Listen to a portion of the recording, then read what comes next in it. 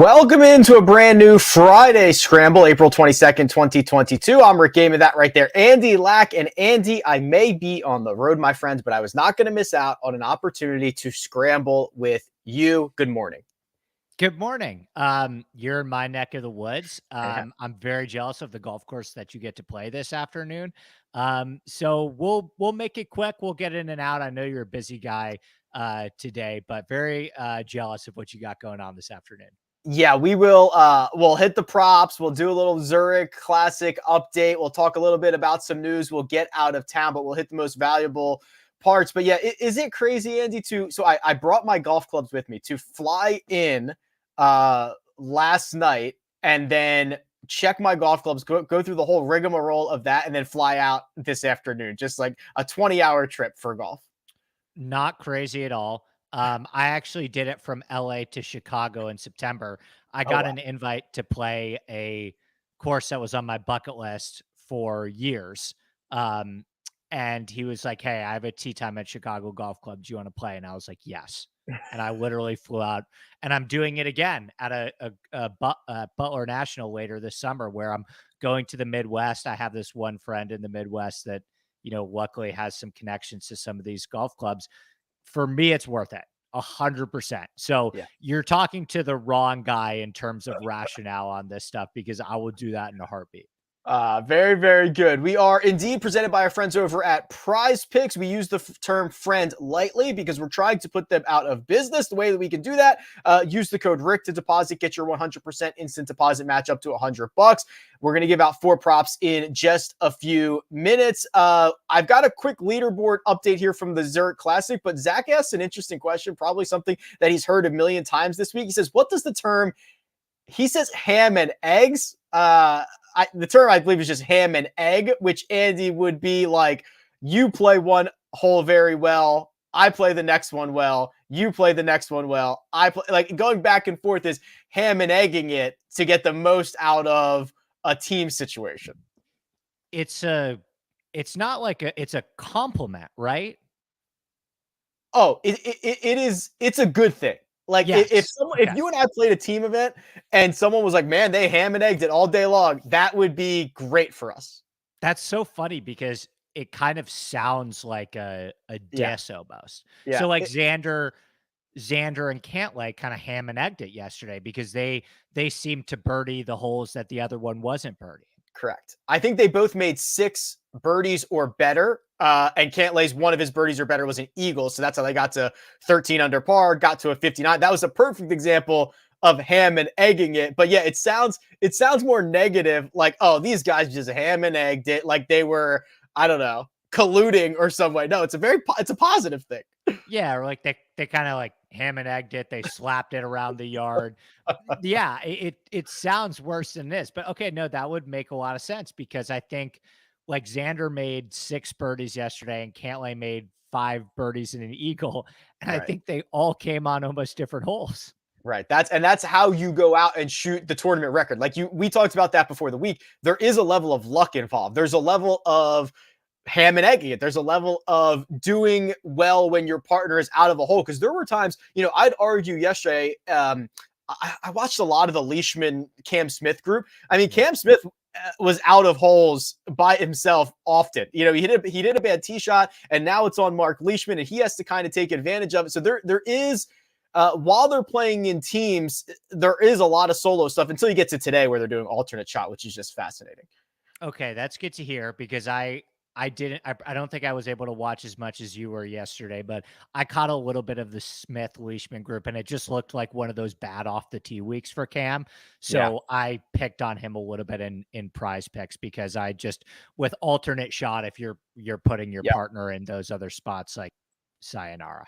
Yeah, we're already seeing it this morning. I mean, Bubba has put, and this is, we'll see how the rest of this round plays out. But like my concern with Bubba is, I think this is the hardest way to play with him is an alternate shot, right? I think he sometimes can put you in bad situations. He plays a different style of golf than anybody else on the planet. This is truly where you learn how good of a team these guys are. I love watching it.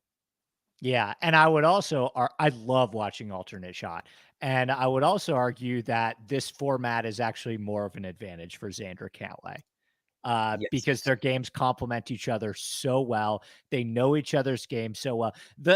The thing that I liked about, and this is why Xander Cantlay was my only bet of the week. This is why they were the number one team in my core four. I went 100% of them in my draft lineups, is because I was listening to, I mean, first of all, I got to watch them at the Ryder Cup. I followed them at the Ryder Cup. So when you're following them, like, you really pick up on mannerisms, stuff like that. And they just understand each other. And they weren't, Rick, they were like the lowest owned team over 10K this week. And I think that's just because they're boring, which I understand that, but I don't really know what else Patrick Cantlay has to prove at this point to show that he's a top 5 golf. Like, I was banging this drum last week too. Like, to me, in my opinion, Cantlay is like a top 5 golfer in the world, and there's no argument. Like, where do you kind of stand on Cantlay? Because I feel like I don't know. I feel like he's kind of underrated.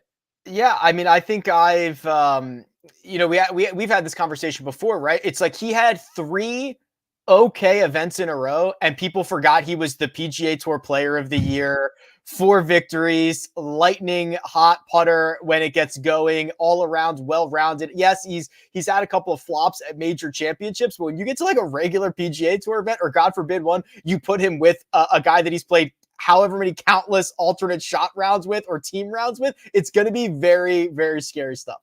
And what I liked about what he said in the press conference was, we don't apologize when another player hits a bad shot. Yeah. Which kind of just stuck with me as like, they get it. They've played enough rounds together. I mean, these guys, I follow Xander very, very closely. He's like the one guy that I have some ins with in his camp. And these guys play practice rounds together every single week. They go on vacation together. Right. And so in a format like this, once you get into alternate shot, where you're really a lot more reliant on the other player's game and understanding the other player's game, like, you have to think about certain situations where in alternate shot, like on a par 5, you have to kind of talk to your partner about like, hey, where's the best layup spot for you? Where do you want me to lay it up? And I don't think you're going to be hard pressed to find maybe Kisner, Brown. I'm sure there are a couple others, not at the talent level that Cantlay and Schauffele are. But you're going to be hard pressed to find another team that has that deep of an understanding of the other person's game than this one. And that's why I think, are they minus odds yet? I don't know if they are yet. They were plus 200 last night, and now obviously they're a couple under par and a couple shots clear. They are plus 120 at Caesars right now. Listen, I'm not going to do I'm not Vince Carter gif. I'm not even close to that status yet, but my prediction heading into this round was they're going to extend their lead because how much the alternate shot favors them. A lot of golf left, weird tournament, but they're going to be tough. And just anecdotally, looking at the leaderboard right now, look at the teams that are under par in the alternate shot. Cantlay, Schauffele, no surprise there. A lot of comfort level. Jason Day, Jason Scrivener, a couple of Aussies who probably know each other pretty well. The Kirk Todd group, they play with each other all the time. Wallace and Horsfield, that's a very comfortable pairing. Rose and Stenson. You look at the guys that are over par, Duncan and Schenk, McNeely and Bramlett. You can chalk that up to guys not playing well, Andy, but there is absolutely a comfort level that exposes itself more in this format. Absolutely. Yeah. And I mean, I think there are a lot of teams where we don't really know, right? Like, some of these pairings, I look at the pairings on the surface and I'm like, this guy, like, I remember I was seeing on Twitter, it's like, what is Lucas Herbert and Arjun Atwal doing together? And it's like, oh, they actually belong to Isleworth together and randomly play practice rounds together almost every single week. So it's really hard to try and figure out the comfortability level. That's why I felt so safe taking Xander and Cantlay, because I've seen them up close in person. I know how close they are. But you're right. I think in this is the day, Rick, where it's going to weed out a lot of teams. I think the leaderboard is going to start to look a lot more normal in terms of, I think water will kind of meet its level by the end of day 2. The only thing that might salvage my really good single entry lineup with Mav McNeely and Joseph Bramlett in dead last is the fact that Joaquin Neiman and Mito Pereira withdrew this morning, Andy, which is like 30% of the field now basically toes up. So that might be the only thing that salvages like a cashing week for that lineup. But it always sucks when popular options WD. It obviously sucks when it's really just one half of it. Mito cited a back injury that has to WD both of them, which I imagine it's a tough call to say, okay, I'm going to withdraw any week, but to call up your partner and say, dude, I'm sorry, like I can't go today, and I know that impacts you as well. Like that's got to be really hard. You'd imagine a lot of guys play through it, so I hope Mito's feeling all right. When there's injury withdrawals in golf, especially when it's not somebody like Louis or Jason Day, it always it hits you smack in the face. Like it comes at you like a freight train. It's the shock level is that much more in golf because there's no reporting on this. You couldn't find this anywhere. Mito, I played him a little bit at the Heritage last week. He looked great. I think he finished top 25 at the Heritage. I think he faded a little bit on Sunday, but he was right in it Thursday, Friday, Saturday playing great golf. So it's not like football where it's like, okay, this guy was a limited participant in practice on Wednesday. This guy was a limited participant in practice on Thursday. And you can there's an injury designation. We don't have that in golf. So I luckily I didn't end up playing them this week. So I guess that's a bonus for me. But I mean, if you played them, it's not like they had a bad round one either. I could see like maybe if they shot -1 or -2 and it was a 50-50 situation for Mito, he would have been just like, we're going to be hard pressed to make the cut anyway. But did you hear anything about Mito having a back injury? No. And it's one of these things that you hope he slept on it wrong. He woke up, they had an early tee time and he just wasn't feeling it. And he stretches it out and he's good for the following weeks. But this is now something we are going to have to keep an eye on for the next, at least a few weeks. And there's no real way to do it, right? Yeah, because they're not, sometimes these injuries happen and these guys in press conference, they don't even get asked about it, right? Right. Listen, as part of like the pseudo media, they give me credentials sometimes. I don't ask any questions, but the questions that get asked are the worst questions I've ever seen. There is I did not go to journalism school, Andy, but journalism 101 is don't ask a question that you can find out the answer to yourself, right? On Google or whatever. That is like 75% of the questions that these guys get asked. I'm trying to think too, like what's the solution for this, right? Like, is there any, I think it's tough with creating an injury report for golf, right? Because then you start to dive into, okay, well, what really constitutes as an injury? Are you going to make somebody report something if they're sore? Like where do we draw the line? And is there a solution for this at all? The only solution that I think, so no, these guys they won't self-report. And even if they were self-reporting, you couldn't trust them to self-report. So I don't think it'd be worth the squeeze.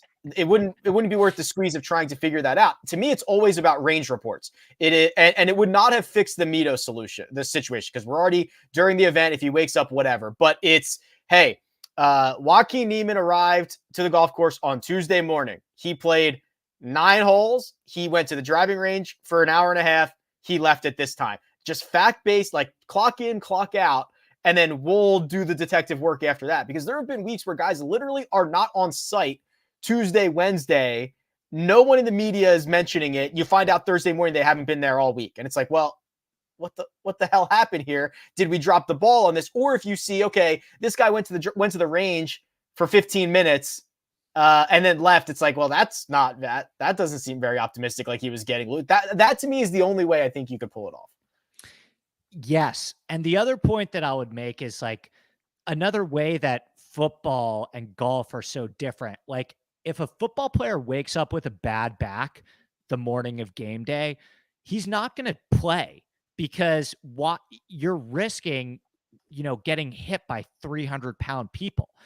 But if a golfer wakes up with a bad back, chances are if it's a 50-50 situation, they're going to try it, right? And so that's the issue with golf, where you have these situations where a guy starts playing the tournament or Paul Casey takes one swing and they realize, oh, this is a no-go. That's what makes it so much harder in golf, because a lot of the time with golf injuries, it's golf. So you kind of think like, okay, I'm a little sore, I'm hurting a little bit, but can I get through 18 holes of golf is a little bit different than, do I want to get put on all these pads and get hit by 300-pound people? Yeah, which I personally do not want to get hit by 300-pound people. Two comments, then we'll go do the props. So Tokyo Swan, yeah, this is what I think I was referring to. Louis didn't even fly to an event and wasn't listed as a WD until after the event started, which is like, that's impossible. That's impossible for that to even happen in 2022 with access to all the things that we have access to. And then Andy, how about this? Nick says, if you want to play TPC Louisiana, hit him up. I think we should book our flights. Nick's great. I talk to Nick all the time. Yeah, I'd love to play TPC Louisiana. It looks like a fun course. It's kind of like set in a marsh, right? Yeah. It's like in the kind of the lowlands. There's not a lot of elevation changes. It looks really cool. All right, Nick, we're on our way. We'll see you soon. All right, here's what we're going to do. We are going to give you 4 props at PrizePicks. They're in alternate shots, so the lines are much different. Make sure you are ready to rock and roll. Get these in. The code you're looking for is Rick. The link is in the description. We'll get to those on the other side. Andy Lack is not only the co-host of The Scramble, but also produces his own show, the Inside Golf Podcast. It's available twice a week, focusing on course breakdowns, DFS, and betting strategies for every PGA Tour event. Admittedly, I was drawn to Andy for his data-driven approach, which you'll find on his Sunday shows as he breaks down the field. But I'm even more impressed by his passion for course architecture, which offers a different perspective of our great game. Mix those together with insightful and humorous guests who don't take themselves too seriously, and you've got a recipe for a great podcast. Follow Inside Golf Pod on Twitter and download Inside Golf wherever you download podcasts. Okay, Andy, we are back. Before we prop it like it's hot, I forgot to mention there is a weird situation with DraftKings. So I believe Neiman keeps his points, but Mito loses his points. There's like a weird team aspect to a WD this week. Yeah, people were talking about this on Twitter. It's like, I don't understand it at all. I don't know, because I think the question that people were asking is like, okay, so Mito withdraws. Would Neiman hypothetically be able to replace his partner? I get like in that. I think the answer is obviously no. The team is done. Yeah. Right. So would the person who doesn't withdraw get to keep the points? It's tough, man. It's a lose-lose for. But hold on. If you score together, why wouldn't Mito just get to keep his points as well that he's already earned? Why is it because Mito filed for the WD that DraftKings takes his points when we've scored them together all week? Why wouldn't both guys just stop accumulating points and keep what they have? I have no idea. Isn't that how it works in single? Like if somebody withdraws in round 4, you keep the points, right? Yeah, you keep the points that they had earned to that point. Yeah, exactly. I don't know. It's absolutely bizarre stuff. All right, let's prop it like it's hot. So this is indeed presented by PrizePicks. These are props. You put all 4 of these together. You try to make a little bit of money. Andy, alternate shot. So alt shot averages for the players in the field who have played this event hovers right around 72. So obviously, we're seeing a couple of low scores this morning, but there are certainly teams that are over par. This is not going to look anything like the scoring averages that we saw during the first round. Yeah, and once again, I think the PrizePicks, they set some good lines, right? Like I think the lines were anywhere between 70.5 and 72. So I kind of played it in the middle, and I took 1 over and 1 under. But yeah, I mean, the scoring average, I would imagine, is probably like 5 or 6 strokes higher than it would be best ball, at least. Absolutely. Okay. Armina, release the props, please. So we'll drop them all at the same time. There we go. Andy, and I've done the same thing. I've got 1 over, 1 under. I agree. These lines are sharper than most lines that we have. Andy, what is your first prop for today? I went with Gooch Homa under 71.5. for no other reason than I think this team's going to make the cut, and they probably have to shoot a 71 or a 70 to make the cut. It's a team I was pretty high on pre-tournament. I think you could make an argument that they are like the B- version of Xander Cantlay, where they're both very solid players that complement each other's games very well, and obviously have a really good rapport together and are actually friends off the course. Of course, they haven't had as many, Ryder Cup experiences between Xander and Cantlay, but these are two guys that play practice rounds together. These are two guys that are similar in distance off the tee, similar in what they do well, what they do poorly. So I'm just going to take a chance that they probably gain strokes on the field this week and make the cut. Under 71 on Gooch and Homa. I'll start with my under, Hatton and Willett. They played great yesterday, and similar to Xander and Cantlay, I actually think this team's edge is in this format, all right? Where it's like, okay, very comfortable with each other's games. They've played a lot together. The experience matters. The ability to not have to apologize matters. So you'll see a trend here. I like with lines set the way they are, I've kind of leaned on unders for the teams that I trust and overs on the teams that, like, this might be the first alternate shot round they've ever played together when I get to my next prop, right? So it's kind of a comfortability level. I'll take Hatton Willett under 71 for my first prop. Yeah, I mean, and that's the thing with alternate shot. Like, my reasoning for the second prop rec was I watched Cam Smith. I went Cam Smith Leishman over 70.5, and I just watched Cam Smith kind of spray it all over the yard. That doesn't really matter as much in better ball, because if Leishman has the hole under control, then it doesn't matter if Cam Smith makes a 9 on a hole. He's got a partner. But if this happens to be one of those weeks, and Smith is prone to this on occasion, where he's a -3, a -4, a -5 off the tee.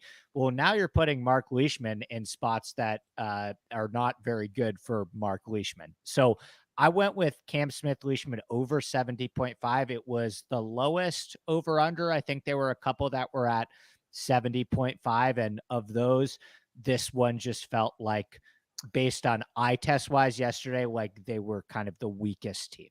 Let me ask you about this, because I stared at this prop a long time, and I could make a case for both sides of it. I could make a case that says, well, Cam Smith sprayed it on Thursday. It's unlikely that he sprays it again. However, I thought, well, it's not like driving is the best part of Cam Smith's game, right? It's everything after that. And he does have a tendency to kind of pull that smother hook out, right? You know what I mean? So like when you see a guy who really struggles on Thursday, I guess, how do you assess the bounce back ability for the next following round? I couldn't figure it out. I just stayed away from it.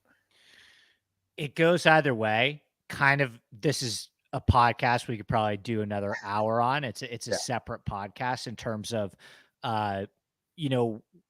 what changes round to round, what changes tournament to tournament, how quickly. That's the other thing that's tough, going back to your range report. Like, 90% of these guys travel with their coaches, right? So a lot of the time, it's not as simple as, this guy hit the ball great in round 1, he's going to hit the ball great in round 2, or this guy hit the ball poorly in round 1, he's going to hit the ball poorly in round 2. Like, a lot of these times, it's a very simple, quick fix on the range with one of their coaches. So there's no real way to really decipher it. And you could probably also make the argument with Smith Leishman, like, Leishman isn't super great off the tee either, right? Leishman tends to struggle with accuracy off the tee. It's not like Cam Smith's playing with Morikawa, who hits it dead center every time and maybe doesn't have as much experience with those punch shots.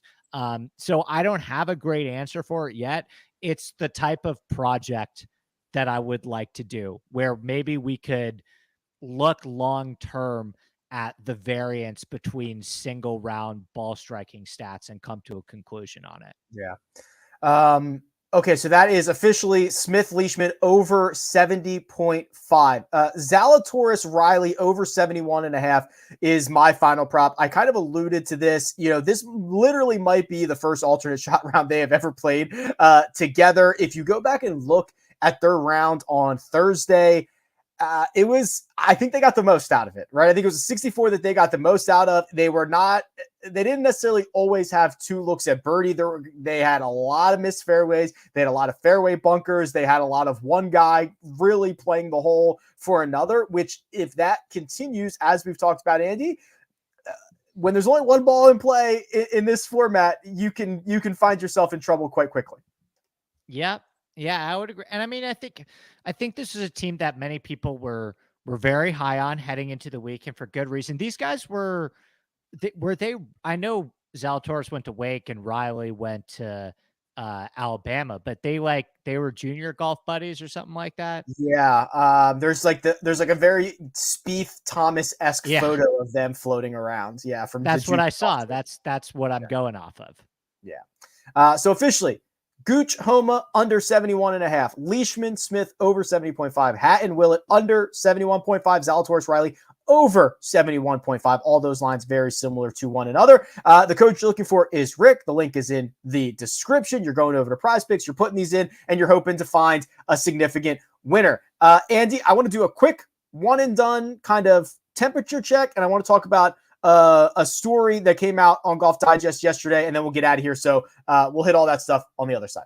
If you're not playing daily fantasy on PrizePicks, then you're not really playing daily fantasy. They offer nothing but props, and they do it better than anyone else. You pick 2 to 5 players on an over-under and can win up to 10 times on any entry. They allow mixed sport entries, meaning you can take the over on LeBron James and the under on Jon Rahm. The golf-specific props are amazing. Birdies or better, fairways hit, greens in regulation, round score, and now, yes, single hole props. That's right. What score will a golfer make on a specific hole?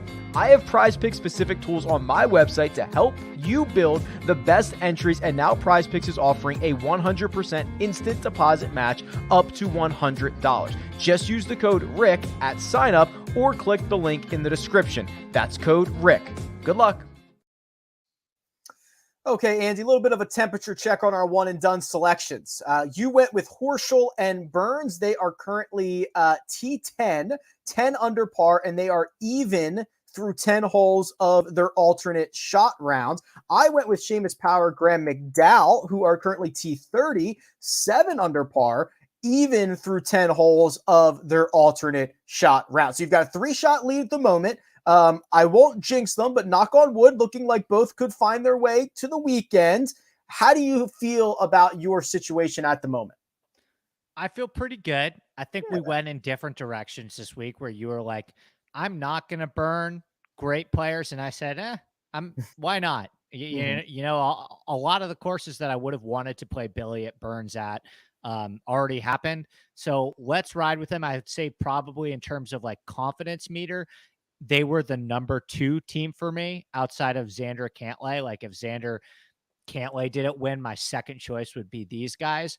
And I think they're going to be relevant over the weekend, right? I mean, they're 6 strokes back now already of Xander Cantlay. They just made another birdie on a par 5, but I don't think this team is going away. And if I could squeak out like a top 5 finish, I think I'd be pretty happy. Yeah, they're good in both formats. I was hoping Power and McDowell would kind of make up a little bit of ground in this alternate shot format. They haven't done that as of right now, but hey, you make a couple birdies coming in, you shoot 2 under, that's probably besting the field by a decent margin. But yeah, Billy and Burns, Sam didn't play all that well yesterday, and they were still able to get around. I think they've got the staying power, my friend. And they've kind of battled back, right? Weren't they like +2 over their first 3 or 4 today? And then they kind of battled back and made a couple birdies. Like if you shoot under par an alternate shot, I think you're moving up today, right? Almost certainly. Yeah, almost certainly. I mean, there's a couple of like the day Scrivener, they're 7 under. That's going to be by far like the best round of the day. If they can get in the clubhouse anywhere close to that, it's going to be magnificent. But yeah, under par is your goal. in alternate shot. We're not going to have shot tracker or anything for this, but they're going to gain like 8 strokes on the field. They're going to Dane Yeah. Scrivener. That's insane. Shooting 7 under. That's They wild. I did they not. are That was not on my currently, bingo card. Hand up. this is kind of wild. If they just par out their final 5 holes, they'll have back-to-back 65s. They shot a 65 in best ball. They would shoot a 65 in alternate shot. I wonder if there's ever been a team that has been better in the alternate shot format than the best ball format. I'm sure it's never happened, but that would be like, that's crazy talk. It's crazy That'd talk. be funny. Matt McNeely Bramlett have an opportunity for that too, because they were like -2 in better ball, which I don't even know how you do. I think we could beat that. I honestly think we could too. That it was fairly pathetic. What they did in the best ball format. Real quick, and then we'll get out of here. This is pretty cool. Steph Curry announced that he's launching a junior golf tour with the goal of helping to serve underprivileged and overlooked markets. So it's this Curry has this underrated brand that I think is what he's going to use to launch this golf tour, where basically he's going to take 24 of the best boys and girls who will compete, I guess, for this Curry Cup. And then he's just going to bankroll the whole thing, Andy. He's going to cover expenses, lodging, all like basically everything in the first year with helps of growing it. We have talked a lot in the last couple of months about what it means to grow the game and how, the SGL or whatever they're calling themselves right now, trying to pilfer PGA Tour players away for their own league is not really growing the game. Like this is growing the game right here. Yeah, 100%. Shout out to Steph Curry. He was phenomenal last night against the Nuggets. I had a blast watching him. They really look like they're rounding into form right now, that team. But no, I think it's awesome because Curry is a guy who has the golf bug, right? He's competed in a Korn Ferry Tour event before. He's been a part of the match before, and we know that it is it's a little bit more than a hobby, Tim, not to steal Kisner's phrase. He loves it. It's a passion project for him. So I am very excited to see where this goes. I don't really know, like, who are the types of players is this? Are we talking collegiate players? Are we talking high school players? Are we talking, mid-ams? Like, I don't know a ton of the details yet, but anything that Curry puts his name behind, I'm going to support and be interested in. Yeah, I'm not sure there's a ton of details, but I believe it was junior golfers. So I don't know what that's considered, like, 15 and under or something like that. It's basically junior golf, which, okay, I think this is kind of interesting because the First Tee program, which obviously also helps with junior golf and tries to go to a lot of underserved markets and can provide clubs, because clubs are obviously very expensive. Golf in general is very expensive. That I believe has been just like wildly successful, the First Tee program. Yeah. But it's also not cool and it's not sexy, Andy, right? Like, it's like, oh, it's the First Tee. It's kind of nerdy. You're going to go learn about like etiquette and fixing ball marks or whatever. But when Steph Curry, who arguably kind of changed basketball and is cool and can come and do the golf stuff as well, like that's cool. And I think that is what helps kind of grow stuff. And I know maybe that's not the metric we should use, is how cool Steph Curry is to help grow the game, but I think that's real. Oh, 100%. Right. And listen, as a product of junior golf, as a guy who spent, ages 7 through 15 playing all these junior tournaments, if there was a guy like Steph Curry who was promoting the game in the way that he was now, I can guarantee you those junior tournaments would be a lot more full, and there would be a lot more excitement around that. It's a tough, it can be tough, right? When playing in those junior golf tournaments, just from experience, it's a grind, and it's a lot of traveling for a kid and stuff like that. So I think any way that you could kind of build a little bit more excitement around it and kind of, invest in the future. Like, you look at the way that Canada invests in junior hockey, the more that we can invest in the future in golf, I think that's awesome. So I'm a huge fan of Steph outside of this, just on the basketball court. And I am excited to see where this goes. Awesome. Yeah, we'll keep a close eye on it as more details and everything come out. But hat tip to you, Steph Curry. Awesome stuff as usual. Andy, I think that'll do it. Absolute pleasure, my friend. Any final thoughts before we shut it down? No, other than enjoy your round this afternoon. Play well, my friend, and safe travels getting back home. All right, brother. I appreciate you. Big thanks to producer Armina, does all the hard work behind the scenes. Next Scramble, Tuesday, same time, same place, 12 p.m. Eastern time here on the Rick Run Good YouTube channel. You can find Andy on Twitter at ADPLaxSports, and you can find me at Rick Run Good. This has been your Friday Scramble. We'll catch you next time.